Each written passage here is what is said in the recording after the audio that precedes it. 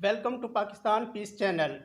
मैं हूं अमार और मेरे साथ मौजूद हैं आबिद महमूद साहब, महर कानूनदान हैं और इन्होंने हाल ही में किताब लिखी है जिसका नाम है अहद ज़ुल्मात एन इरा ऑफ डार्कनेस। आप देख रहे हैं किताब मेरे हाथ में है, इन्होंने इसको तर्जमा किया है और इन्होंने बहुत उम्दा मालूमात इसमें जो लिखी गई थी उसको बयान किया है। इसी सिलसिले में हम जानेंगे, हमारे साथ आबिद महमूद साहब हैं। आज हमारे प्रोग्राम में ये मदऊ हैं, इन्हें हम खुशामदीद कहते हैं। फर्स्ट नाजरीन, पाकिस्तान पीस चैनल को सब्सक्राइब कीजिएगा। इस पर पूरा डिटेल प्रोग्राम हिस्टोरिकल पर्सपेक्टिव पे आबिद साहब ने बयान किया है तरक्की पसंद मुसन्निफिन के इजलास में। आपसे रिक्वेस्ट अगेन करूंगा, पाकिस्तान पीस चैनल को सब्सक्राइब करें। इस पे क्वेश्चन आंसर का पार्ट 2 भी होगा, पार्ट 1 भी होगा। जी, प्रोग्राम का वक्त शुरू होता है, मजीद देखिएगा प्रोग्राम। से गुजारिश करूंगा कि वो गुफ्तगू all of us will benefit from your wisdom sir. Thank you Shakeel साहब। जनाब सदर, आपकी इजाज़त से और आज के इस सेशन में मेरे लिए बाइस तकरीम भी है और बाइस फ़ख्र भी है। जिस सेशन में मेरे सीनियर्स बैठे हुए हैं जिनसे मैं लर्न करता रहा हूँ, वसीम अल्ताफ़ साहब बैठे हैं, शकील साहब मौजूद हैं, अरशद महमूद साहब मौजूद हैं। तो बोलते हुए थोड़ा सा ज़ाहिर है सीनियर के सामने वो धड़का भी मौजूद होता है। बहरहाल मेरी कोशिश है जी कि किताब के कंटेंट को मैं थोड़ा सा एलेबोरेट करने की कोशिश करूँगा। कुछ जो इम्पोर्टेंट मैंने इसमें से इक़्तिबासात हाईलाइट किए हैं वो, और उसके साथ साथ मेरी कोशिश होगी कि कुछ क्रिटिकल एनालिसिस और उसको पाकिस्तान की मौजूदा सूरत हाल के साथ जो है ना वो क्या लिंकेज बनता है। बुनियादी तौर पे शशि थरूर की जो किताब है एन एरा ऑफ डार्कनेस, ये अगर कोई बंदा इसमें से कोई एक क्रोनोलॉजिकल हिस्ट्री जो है वो अख़ज़ करना चाह रहा है तो उसको शायद नाकामी हो। इसमें कोई क्रोनोलॉजिकल हिस्ट्री जो है वो नहीं दी गई, बल्कि स्पेसिफ़िकली जो कॉलोनियल लूटमार यहाँ पे की गई, जो लूट सूट की गई और उस लूट सूट के लिए जो स्ट्रक्चर यहाँ पे ब्रिटिशर्स ने कायम किया, ये उसके ऊपर एक पूरे का पूरा थीसिस है। ये थीसिस स्टार्ट कहाँ से होता है? ऑक्सफोर्ड के अंदर एक डिबेट रखी गई कि क्या बरतानिया का जो कॉलोनियलिज़म था उसका बरतानिया को कोई तावान अपनी कॉलोनीज़ को जो है वो अदा करना चाहिए या नहीं। उसमें दोनों तरफ से मुख्तलिफ पार्टिसिपेंट्स मौजूद थे और हिंदुस्तान की रिप्रेजेंटेशन जो थी, या सब कॉन्टिनेंट मैं कहूँगा ज़्यादा बेहतर है, उसकी जो रिप्रेजेंटेशन थी वो शशि थरूर ने की थी। और इनका मतमा नज़र ये था कि ब्रिटिश कॉलोनियलिज़म के नतीजे में हिंदुस्तान के ऊपर जो असरात मुरतब हुए, जो लूट सूट की गई, उसकी अब जो है वो कोई कह लें कि टेंजिबल तलाफ़ी तो नहीं हो सकती, लेकिन कम अज़ कम एक अलामती तलाफ़ी जो है वो बरतानिया को करनी चाहिए। वो डिबेट या जो मुकालमा था वो जब सोशल मीडिया के ऊपर जो है वो वायरल हुआ, तो उसके बाद एक डिबेट जो है वो स्टार्ट हुई और उस डिबेट के नतीजे में शशि थरूर और इनके जो पब्लिशर थे उन्होंने ये कहा कि मुकालमा जो है वो इस टॉपिक का पूरी तरह अहाता नहीं कर पाता और फिर उसकी रिक्वायरमेंट भी डिफरेंट होती हैं बनिस्बत एक जो है वो एक तहकीकी काम के या एक स्ट्रक्चर्ड किस्म की जो है वो रिसर्च वर्क है।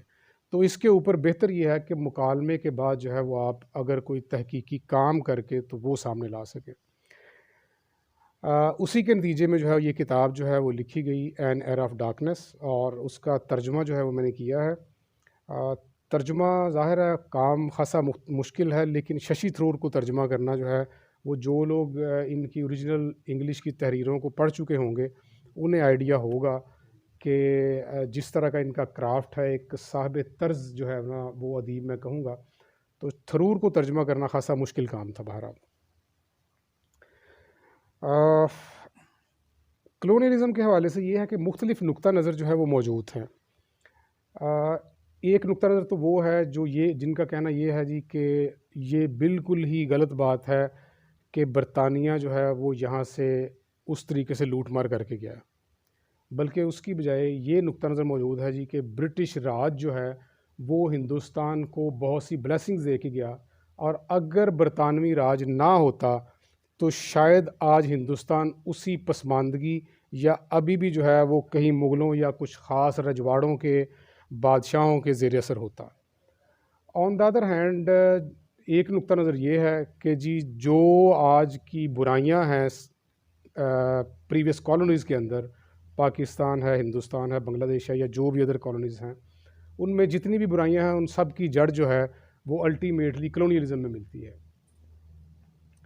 अच्छा, इस किताब को तर्जमा करने के पीछे एक रीज़न ये भी था कि बदकिस्मती से हिंदुस्तान के अंदर तो कलोनियलिज्म के ऊपर काफ़ी काम हुआ, पाकिस्तान में काम ना होने के बराबर मिलता है। रीज़न उसकी ये थी कि कांग्रेस का जो नुक्ता नज़र था या कांग्रेस की जो स्ट्रगल थी वो एंटी कलोनियल स्ट्रगल थी, ब्रिटिश राज के अगेंस्ट स्ट्रगल थी, जबकि मुस्लिम लीग की स्ट्रगल जो थी वो क्लियरली एंटी हिंदू स्ट्रगल थी। उसका किसी भी तरह से एंटी कलोनियल स्ट्रगल या बरतानवी राज के ख़ात्मे के साथ किसी किस्म का कोई ताल्लुक मौजूद नहीं था। बड़ी फेमस सी मिथ यहाँ पे जो है पाकिस्तान में राइज है जी कि कायद आज़म कभी जेल नहीं गए, और उसकी वजह यह है कि शायद जो है वो बहुत अच्छे लॉयर थे और कानून को समझते थे, इस वजह से जो है वो जेल नहीं गए। सवाल ये है कि कायद आज़म के अलावा कौन सा मुस्लिम लीग का ऐसा कारकुन या लीडर था जो जेल गया हो उस सारी स्ट्रगल के दौरान। और जेल ना जाने की वजह ये थी कि जब आपकी एक्टिविटीज़ ही अपने उस दौर की हुकूमत को चैलेंज नहीं कर रही तो हुकूमत किसी को जेल में क्यों भेजेगी? हुकूमत जेल में उसी को भिजवाएगी जो उस दौर की हुकूमत को चैलेंज करेगा, और वो चैलेंज करने वाले या स्ट्रगल करने वाले जो लोग थे बरतानिया के अगेंस्ट, वो क्लियरली कांग्रेस के लीडर या जो डाई हार्ड या आप कह लें कि रेडिकल एलिमेंट से वो थे। जो कुछ और किताबें मौजूद थी उसमें से बड़ी फेमस किताब है कंपनी की हुकूमत बारी लीग की, लेकिन वो किताब भी पार्टीशन से पहले की लिखी गई, शायद 1938 या 40 में लिखी गई, और पाबंदी के बाद कोई 44 में मेरा ख्याल है छपी थी वो किताब। स्टिल रेलिवेंट है, लेकिन ज़्यादा उसका जो टाइम फ्रेम वो कवर करती है वो है जो कंपनी का टेन्योर है सारे का सारा, मतलब 1857 पे आके वो किताब तकरीबन जो है अपना थीसिस ख़त्म कर देती है। उसके बाद एक किताब थी, लेकिन वो भी इंग्लिश में है, इमरान अली साहब की किताब है Punjab under imperial rule, under British imperialism. वो किताब भी इम्पॉर्टेंट है, लेकिन पर्टिकुलर है सिर्फ पंजाब के हवाले से।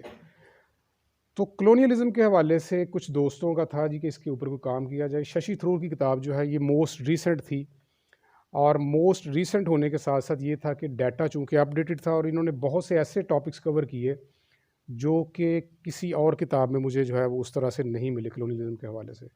मिसाल के तौर पे इन्होंने क्रिकेट को कवर करने की कोशिश की कि क्रिकेट कैसे इवॉल्व हुआ, जो सब कॉन्टिनेंट के बाशिंदे थे, इस वक्त दुनिया की 2-3 बेस्ट टीम्स जो हैं वो यहीं से हैं, तो वो किस तरह से इमर्ज हुई, क्या इसका कोई ब्रिटिश रूल के साथ कोई लिंकेज था, या जो कलोनियलिज़म के यहाँ पे असरात मुरतब हो रहे थे क्रिकेट का उसके साथ भी कोई लिंकेज था, चाय के मुतल्लिका क्या पॉलिसीज़ थी।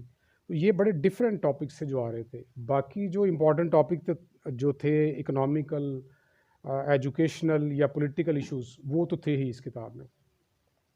तो मैं कोशिश करता हूँ थोड़ा सा चैप्टर वाइज जो है इसमें से कुछ इक़्तिबासात और उसके हवाले से अपना कुछ पॉइंट ऑफ व्यू जो है मैं वाज़े करता चलूँ। अच्छा, ये किताब जो है शशि थरूर, चूँकि दो साहबा वाकिफ़ होंगे कि इनका ताल्लुक़ जो है वो करंटली कांग्रेस से है, कांग्रेस के ही ये इलेक्टेड मेंबर भी रहे हैं, वहाँ के पार्लियामेंट के भी मेंबर रहे हैं। उससे पहले ये यूएन में भी इंडिया को रिप्रेजेंट करते रहे हैं मुख्तलिफ ओहदों पे। तो इनका जो डोमिनेंट नुक्ता नज़र है किताब में, वो दो डोमिनेंट इनके पॉइंट ऑफ व्यूज़ नज़र आएंगे। एक नेशनलिस्ट पॉइंट ऑफ व्यू के तहत ये पूरे का पूरा जो थीसिस उनका है वो मुरतब हुआ है, और दूसरा प्रो कांग्रेस है, क्योंकि ज़ाहिर है कांग्रेस के मेंबर हैं तो कांग्रेस का नुक्ता नज़र जो है वो डोमिनेंट नज़र आएगा। लेकिन मैं समझता हूँ कि पाकिस्तान में ये दोनों नुक्ता नज़र जो है वो पढ़ने इंपॉर्टेंट हैं। इस बुनियाद के ऊपर कि ये कांग्रेसी नुक्ता नज़र है या नेशनलिस्ट पॉइंट ऑफ व्यू है, इसको रद्द इस वजह से नहीं किया जा सकता कि पाकिस्तान में alternate point of view exist ही नहीं करता। यहाँ जितनी तारीख या इस तरह की कुतब लिखी जाती हैं वो आम तौर पे मुस्लिम लीग के पॉइंट ऑफ व्यू से लिखी जाती हैं। अदर जो नुक्ता है नज़र मौजूद हैं उनका आम तौर पे हवाला मिलता ही नहीं यहाँ की किताबों में। सो इस हवाले से एक तो इस किताब की अहमियत बनती है। दूसरा ये है कि जो डाटा दिया गया है नुक्ता नज़र से हट के, वो डाटा बहुत इंपॉर्टेंट है। और उसको इंटरप्रेट जो है वो कोई भी रीडर जो है वो अपने मतमा नज़र के मुताबिक जो है वो री इंटरप्रेट कर सकता है। किताब का जो पहला चैप्टर है वो हिंदुस्तान के माले गनीमत से मुतल्लिक है कि हिंदुस्तान में जो है वो आके ब्रिटिशर्स ने लूट मार कैसे की है। तो ये है जी कि सबसे पहले विल ड्यूरा का हवाला जो है यहाँ से तकरीबन ये किताब स्टार्ट होती है, पहला चैप्टर इसका, कि विल ड्यूरा जब 1930 में हिंदुस्तान में लैंड करता है तो इसका मतमा नज़र था यहाँ आके हिस्ट्री ऑफ सिविलाइजेशन को कंपाइल करना। लेकिन विल ड्यूरा कहता है कि जब मैं हिंदुस्तान पहुँचा और मैंने आके यहाँ के हालात देखे और ब्रिटिश इम्पीरियलिज़म के जो है वो असरात यहाँ पे देखे, तो वो किताब वो जिसके ऊपर वो काम करना चाह रहा था, जो बाद में जाके कोई मेरा हाल 11 जिल्दों के अंदर उसने मुरतब की, उसने वो टास्क पर से पुष्ट डाल दिया और हिंदुस्तान के मुकदमा के नाम से जो है वो किताब उसने जो है वो तहरीर की।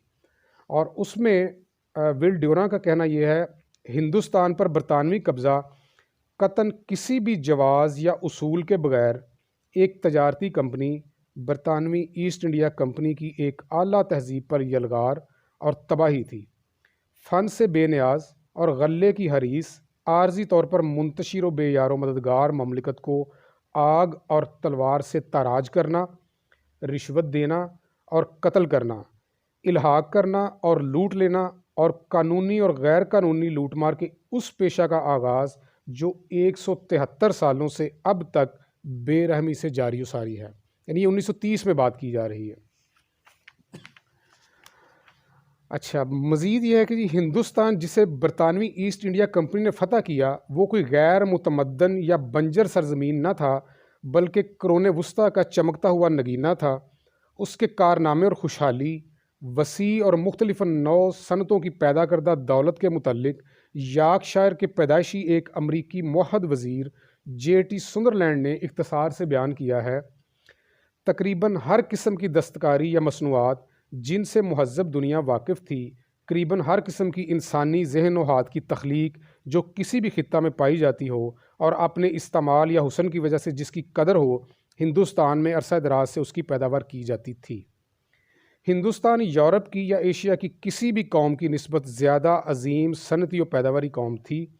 उसके पारचाजात, उसकी खड्डी की उम्दा मसनूआत, सूत, पशम, लीलन और रेशम पूरी महज़ब दुनिया में मशहूर थी।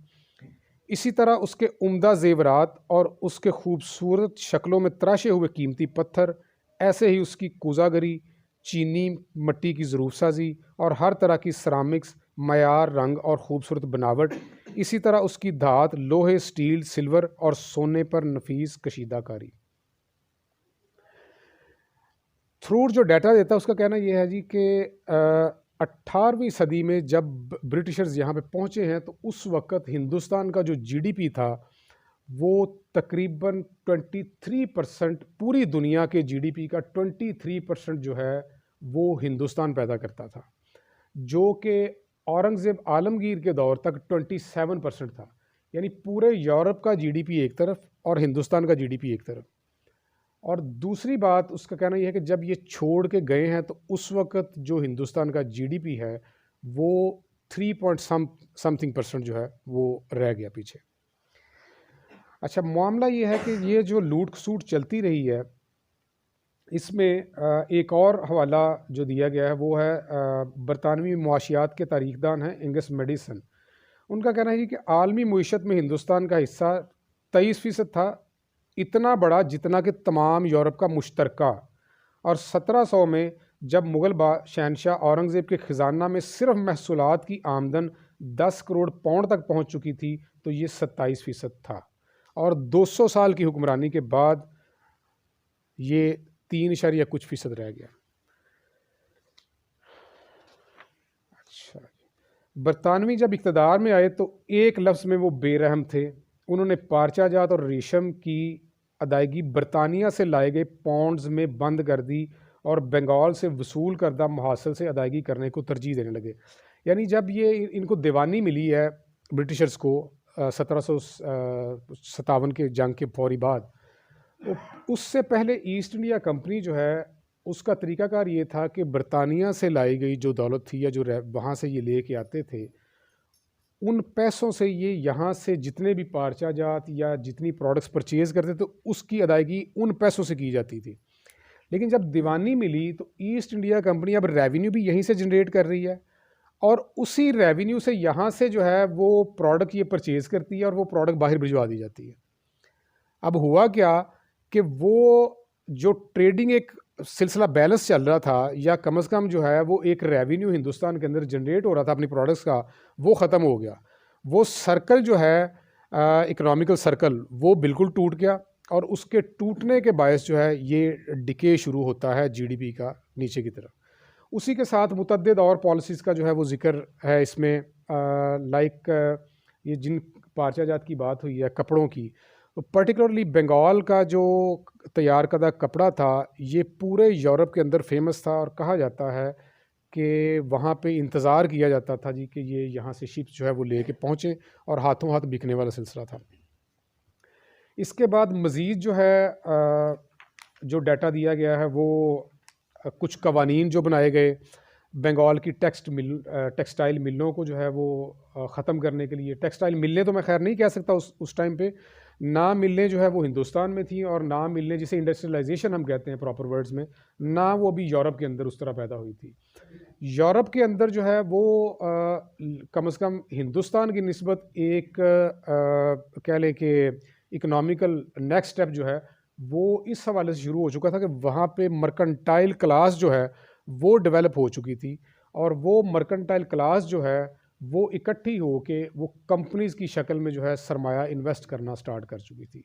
जबकि हिंदुस्तान के अंदर वो दस्तकारी की शक्ल में अभी तक जो सनत है वो अपनी इंतहाई इब्तदाई शक्लों में मौजूद थी, लेकिन उस शक्ल में मौजूद होने के बावजूद उनकी पैदा करदा मसनूआत जो थी वो कम अज़ कम पूरे यूरोप की मसनूआत का मुकाबला भी कर रही थी और पूरे यूरोप की निस्बत जो है वो जीडीपी भी प्रोड्यूस कर रही थी। अच्छा, इसी के साथ आगे चलते हुए सिर्फ ये नहीं है कि जब ये कलोनियलिज़म हिंदुस्तान में आता है तो उसके असरात सिर्फ हिंदुस्तान के अंदर मुरतब हुए हों, इसके कुछ असरात जो है वो इंग्लिस्तान के अंदर भी मुरतब हुए। इंग्लैंड में बड़े जो है वो पैथेटिक किस्म के या बड़े भोंडे से असरात जो है मुरतब हुए। यहाँ से ईस्ट इंडिया कंपनी के जो गवर्नर्स या जो आला ओहदेदारान थे, ये जब यहाँ से दौलत या लूट के लेके जाते और पर्टिकुलरली हीरे और जवाहरात, जिसका ट्रेंड जो है वो कम से कम यूरोप में नहीं था लेकिन हिंदुस्तान में बहुत ज़्यादा था, वो हीरे जवाहरात जब ये यहाँ से लूट के वहाँ पे लेके गए तो वहाँ पे एक नई जो है टर्म कह लें आप उसको या एक लफ्ज़ जो है वो कॉइन होता है अपनी इंतहाई भद्दी शक्ल के अंदर। यहाँ लफ्ज़ था नवाब। वहाँ पे जाके ये लफ्ज़ अपनी बिगड़ी हुई शक्ल में बल्कि तंज़िया तौर पे यहाँ से ईस्ट इंडिया कंपनी के लूट मार करके जाने वाले लोगों को जो है वो नवाब कह के बुलाना शुरू कर दिया गया। और ये खाली जो है आम अवामुन्नास के अंदर नहीं था बल्कि इवन पार्लियामेंटेरियंस लॉर्ड मेकाले तक जो है वो नवाब का वर्ड जो है वो यूज़ करता रहा उनके लिए। पर इंग्लिस्तान के अंदर ये वसाइल लूट मार करके ले जाने वालों का किसी हद तक मुआवजा भी हुआ। वो मुआवजा जो है होने के बाद ख़त्म भी हुआ और उसी के साथ एक और जो प्रोसीजर वहाँ पे स्टार्ट हुआ वो था कि वो जो नौदौलतिये वहाँ पे गए, यहाँ से दौलत लेके जाने के बाद उन्होंने वहाँ पे ना सिर्फ ये कि पार्लियामेंट की सीटें ख़रीदी, बिल्कुल ये करंट पाकिस्तान वाला सिनेरियो जो है वहाँ भी हुआ, हॉर्स ट्रेडिंग की गई और ईस्ट इंडिया कंपनी ने वहाँ पार्लियामेंट के अंदर जो है ब्रिटिश पार्लियामेंट के अंदर वो British parliament east India company का एक बंगाल का गवर्नर था, सेकंड नेम था उसका पट, तो उसने वहाँ जाके जो है वो बाकायदा सीट्स ख़रीदी, वज़ीर बने और उसी के ख़ानदान में से बाद में एक बंदा जो है वो इंग्लैंड का वज़ीर आज़म भी बना, यानी वज़ीर आज़म के ओहदे तक गया। तो ये कलोनियलिज़म ने ना सिर्फ यहाँ असरात मुरतब किए बल्कि यहाँ से जाने वाली उस दौलत के नतीजे में इंग्लिस्तान के अंदर भी जो है वो बहुत भोंडे असरात जो है वो मुरतब हुए।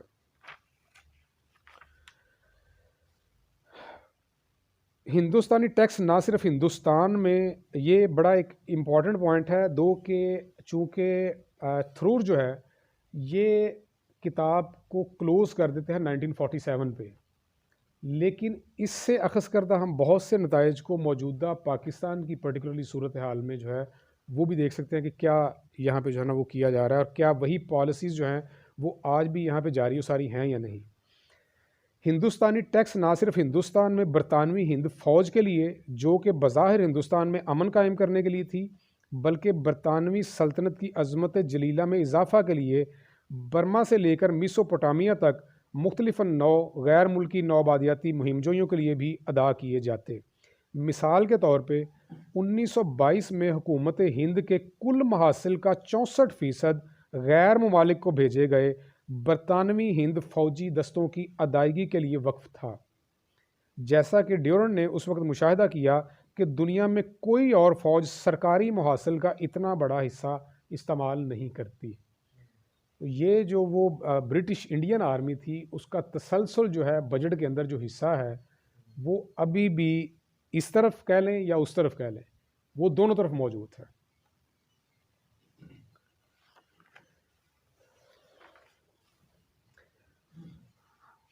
अच्छा, इसके साथ साथ जो है टेक्सटाइल मिलों के साथ एक और जो काम किया गया वो ये था कि यहाँ पे कुछ और जो जिन्हें कहा जा सके इंडस्ट्रियलाइज्ड किस्म की जो सनतें मौजूद थी उनको भी बाकायदा कवानीन जो है वो बना के ख़त्म करवाया गया बाकायदा प्लानिंग के तहत। दो सनतों के हवाले से जो है थरूर ने ख़ासा डिटेल में ज़िक्र किया, एक जहाज़ साजी और जहाज़ रानी की और दूसरी फौलाद की। जहाज़ साजी और जहाज़ रानी के हवाले से ये है कि जो हिंदुस्तान के अंदर हिंदुस्तानी जहाज़ तैयार किए जाते थे उनकी लाइफ जो थी सागवान वगैरह की लकड़ी से तैयार किए जाते थे, उसकी लाइफ को तकरीबन 20 साल के करीब थी, जबकि जो ब्रिटिश जहाज़ बनाए जाते थे उनकी लाइफ को 12-13 साल से ज़्यादा नहीं थी। ये ज़्यादा ड्यूरेबल थे। और शुरू में जब ईस्ट इंडिया कंपनी आई है तो उन्होंने क्या किया है कि उन्होंने आके हिंदुस्तानी जहाज़ साजी को भी इस्तेमाल किया है और अप्रिशिएट किया है, और ना सिर्फ अप्रिशिएट किया है बल्कि उसके साथ साथ जो है उसकी जहाज़ रानी को भी इस्तेमाल किया। लेकिन जूँ जूँ जो है वो ईस्ट इंडिया कंपनी का अपना कब्ज़ा बढ़ता गया और साथ वो फ़ौजी ज़रूरियात के तहत वो नेविगेशन में ज़्यादा इन्वॉल्व हुई, तो उसके साथ जो है वो बरतानिया के अंदर पार्लियामेंट के बरतानवी पार्लियामेंट के अंदर जो है वो कानून साजी की गई और यहाँ की जहाज़ साजी की सनत को महदूद करने के लिए एक ख़ास कह लें कि साइज़ से बड़े जहाज़ को जो है वो बैन कर दिया गया। यहाँ पे उसका बनना ही ख़त्म हो गया। और उसी के साथ साथ जो है अब हुकूमत यहाँ पे ब्रिटिशर्स है, लेकिन जो हिंदुस्तान में बने जहाज़ हैं उसको दूसरा क्या किया गया कि जो बरतानिया के जहाज़ रानी की सनत है उसकी डेफिनेशन से निकाल दिया गया, और दूसरा उनके लिए जो मुख्तलिफ़ रास्ते मौजूद थे या जो मुख्तलिफ़ वॉयजेस वो करते थे वो बैन कर दिए गए। मसलन वो अमेरिका और यूरोप का जो सफ़र है वो कोई भी हिंदुस्तानी जहाज़ नहीं कर सकता, सिर्फ यूरोपी जहाज़ जो है वही करेगा। तो वो जो एक इजारादारी कायम की गई उसके नतीजे में ये दोनों सनतें भी जो है वो बर्बाद हुई।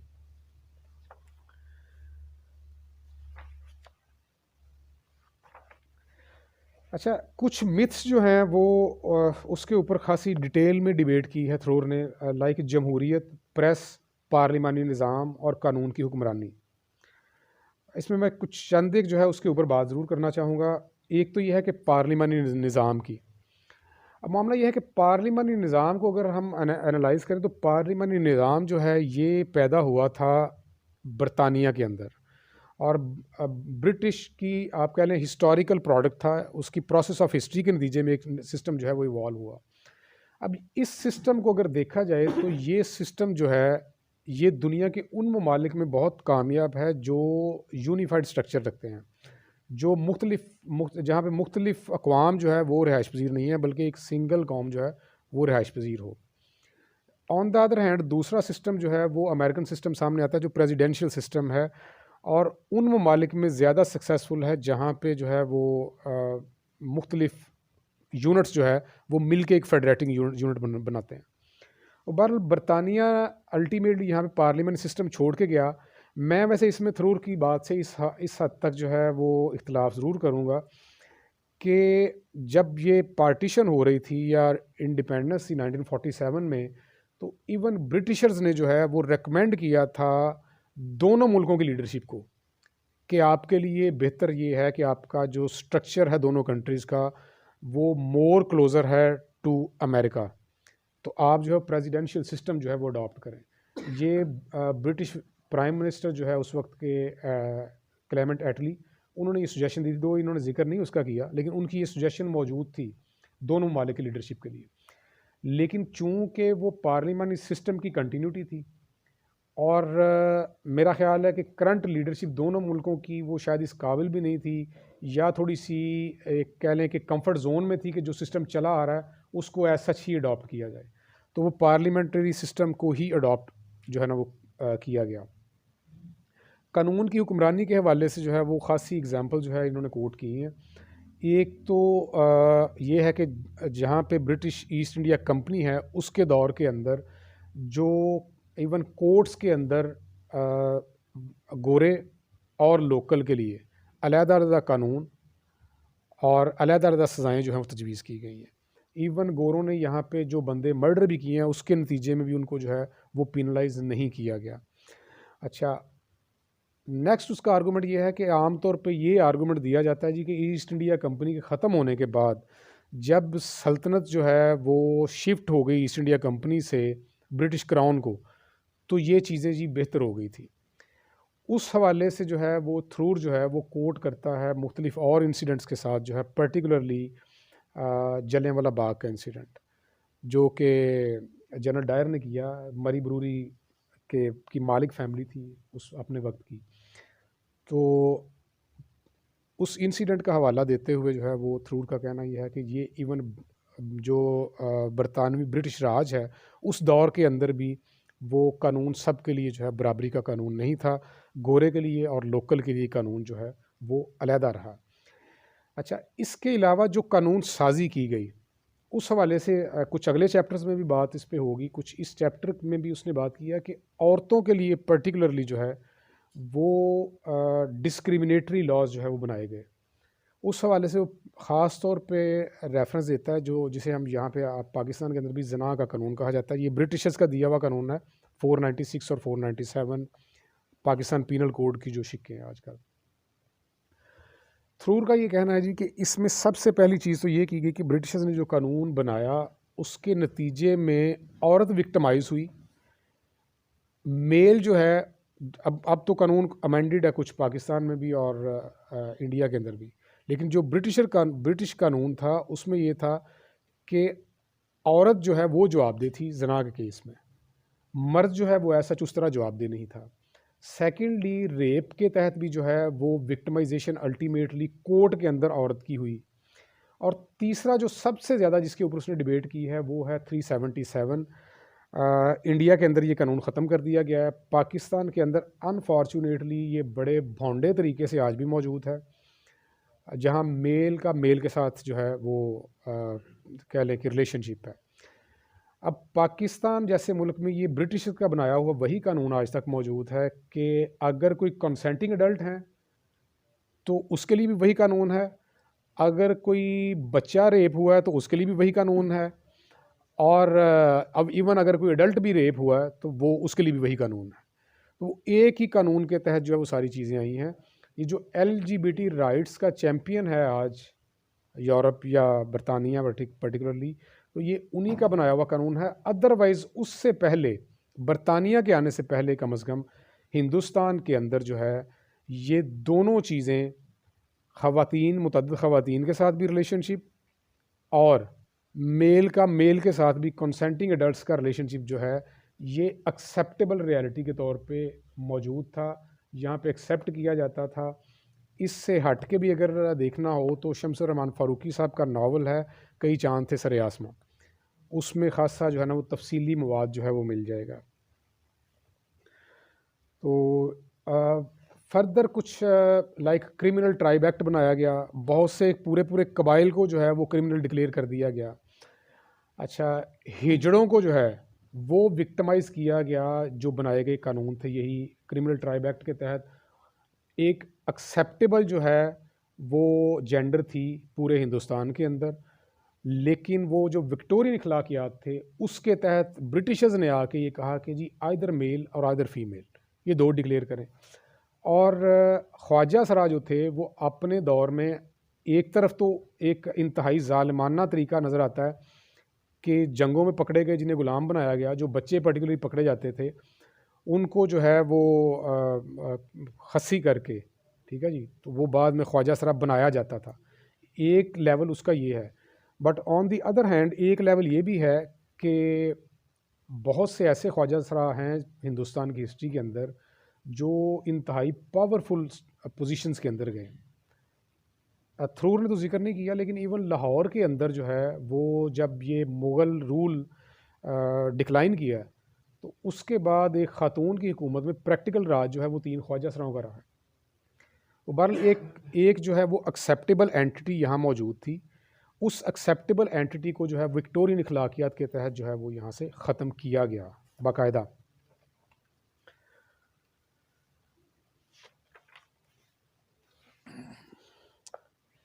अच्छा, एक मिथ जो है वो और है यहाँ हमारे बहुत ज़्यादा कोट की जाती है जी कि प्रिंटिंग प्रेस जो है वो अकबर ने रिफ्यूज़ कर दिया था और बहुत बाद में जो है वो यहाँ पे आया हिंदुस्तान में। तो उसका हवाला देते हुए वो लिखते हैं जी कि अगरचा बरसगीर में पहला प्रिंटिंग प्रेस 1550 में पुर्तगेज़ियों ने मुतारिफ़ करवाया था, ये सिर्फ़ किताबों की अशात करता था, जैसा कि फ़िल हकीकत बम्बई में 1664 में कायम बरतानवी प्रिंटिंग प्रेस ने किया।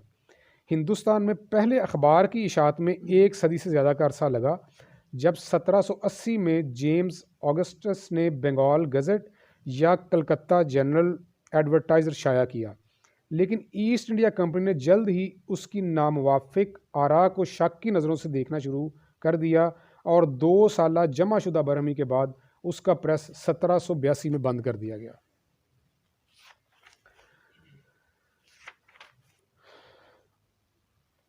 अच्छा, कुछ अखबारात के हवाले से आज़ाद प्रेस का जो मिथ है उसको तो खैर ये है कि शशि थरूर ने एडमिट किया जी कि प्रेस अल्टीमेटली ज़ाहिर है ब्रिटिश दौर के अंदर ही हिंदुस्तान में आया, लेकिन जो फ्री प्रेस की मिथ क्रिएट की जाती है वो कहते हैं जी कि फ्री प्रेस की मिथ जो है ये गलत है।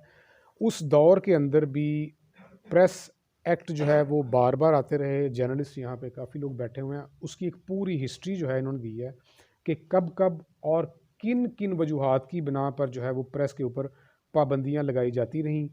इंग्लिश प्रेस और जो मुकामी ज़ुबानों का प्रेस था उसको किस तरीके से डिफ्रेंशिएट किया जाता रहा।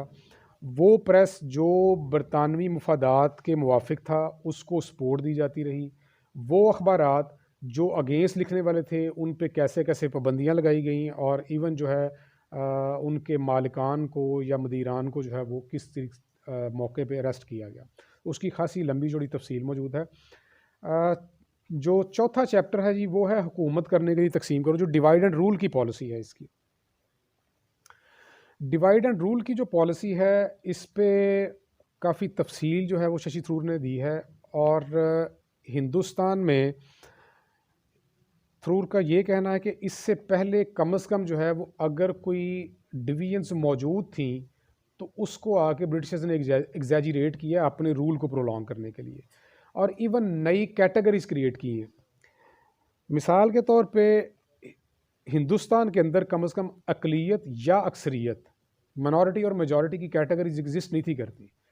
मुस्लिम और हिंदू का अगर कोई कुछ किसी ना किसी हद तक तजाद मौजूद भी था तो कोई बड़ा ऑर्गेनाइज इंसिडेंट उससे पहले रिपोर्टेड नहीं है फसाद का, जो कि बाद में जो है वो होते रहे और 47 में आके उसकी जो है वो पीक सामने आती है।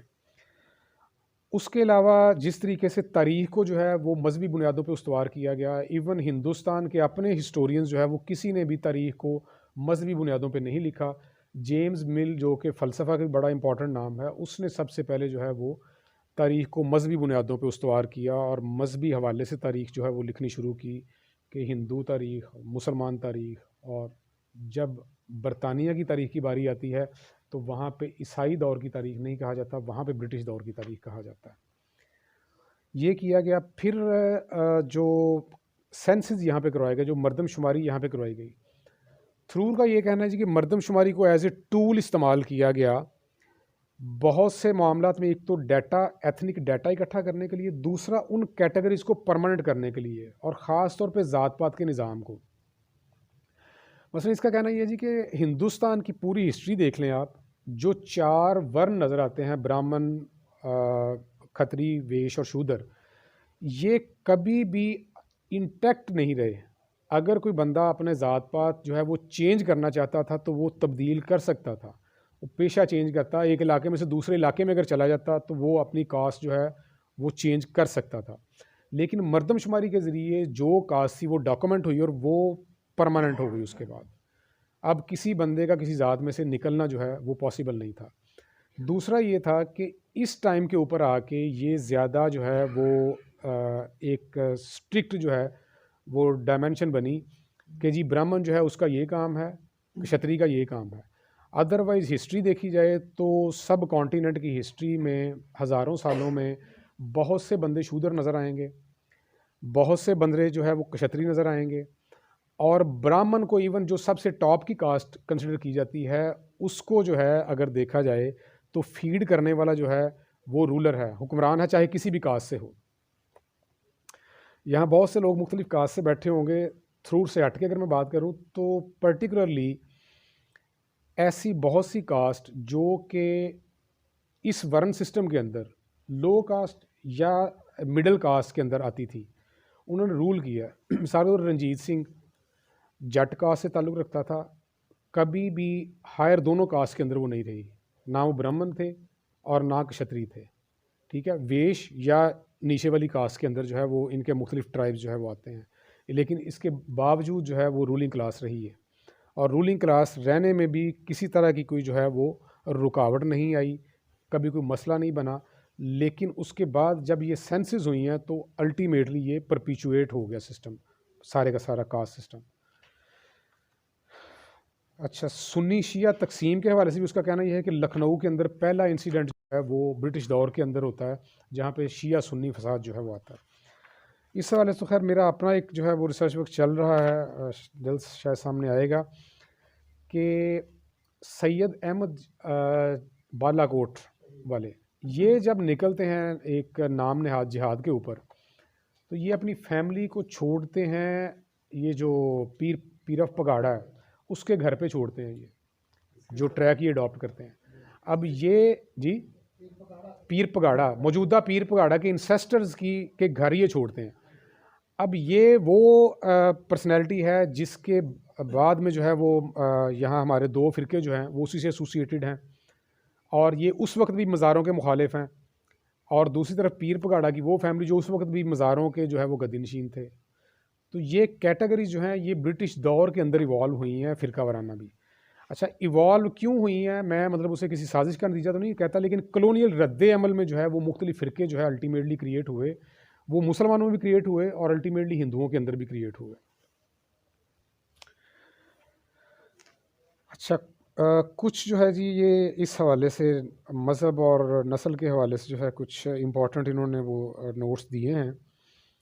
नविन्सन का एक इन्होंने हवाला दिया है, जहाँ कहीं भी नस्ल या मज़हब की अदावत थी, मैंने तकरीबन बला तगैर अंग्रेज़ अफसरान और अहदेदारान को मुसलमानों का तरफदार ही पाया, और मशरक़ी बंगाल में हुकूमत के वाज़े अज़म से इस कौमी मिलान की हौसला अफजाई की जाती थी ताकि अपने इख्तियारात को किसी भी तरह इस्तेमाल करके तकसीम के लिए मुसलमानों की हमायत हासिल की जाए।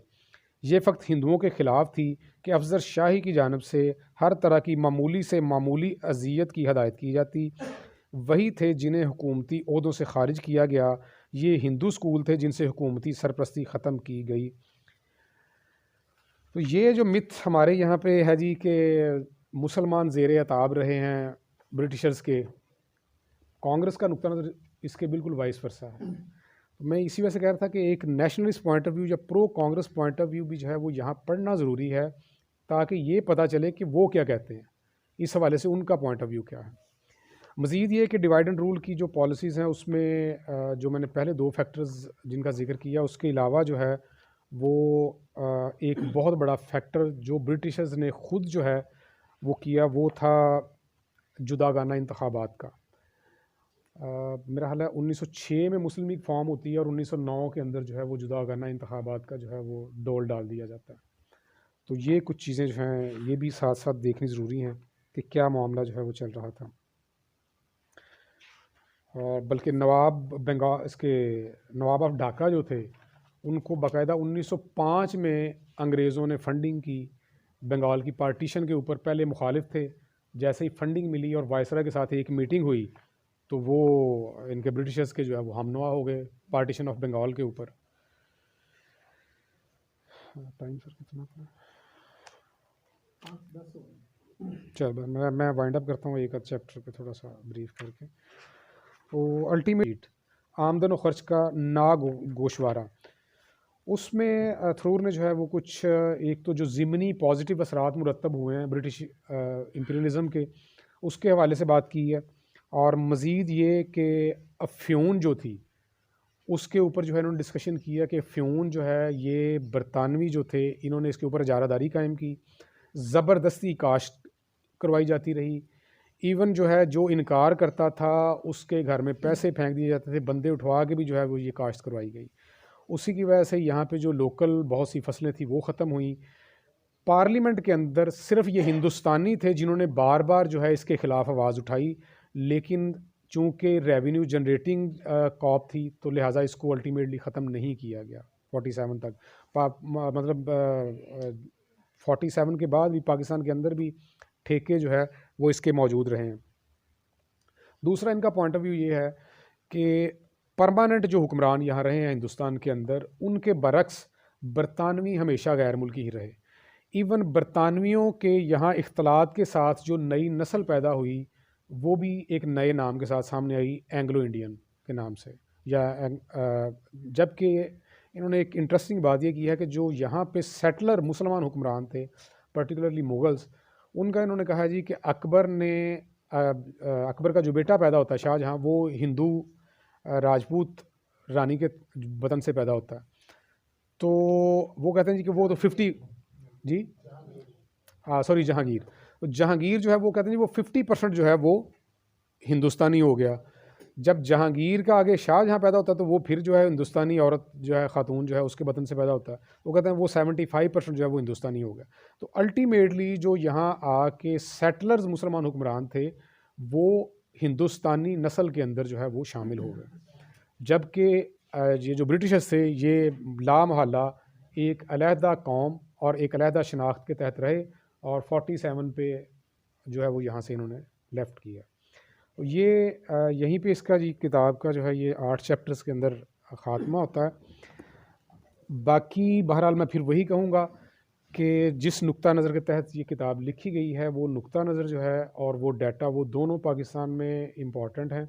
एक तो पैरेलल यहाँ पे चूँकि कोई भी नुक्ता नज़र सामने ही नहीं आता, तो एक पैरेलल नुक्ता नज़र है, एक अल्टरनेटिव पॉइंट ऑफ व्यू जो है वो यहाँ पे मौजूद है इस किताब के अंदर। उस हवाले से इसकी अहमियत मौजूद है। जिस चीज़ का मैं समझता हूँ थोड़ा सा इसमें ख़ामी है वो ये है कि नेशनलिस्ट जो पॉइंट ऑफ व्यू होता है इसकी सबसे बड़ी ख़ामी ये होती है कि एक तो अपनी ख़ामियों को नज़रअंदाज करता है ये नुक्ता नज़र, और दूसरा ये है कि ये हिस्ट्री को अपने एवोल्यूशनरी फ़ेज़ के अंदर और डायलेक्टिकली देखने से कासिर होता है। ये दो नुक्ता नज़र जो है वो ख़ामी भी इसकी कह लें इस हवाले से, लेकिन अल्टीमेटली बात ये है कि data is very much important. Thank you very much.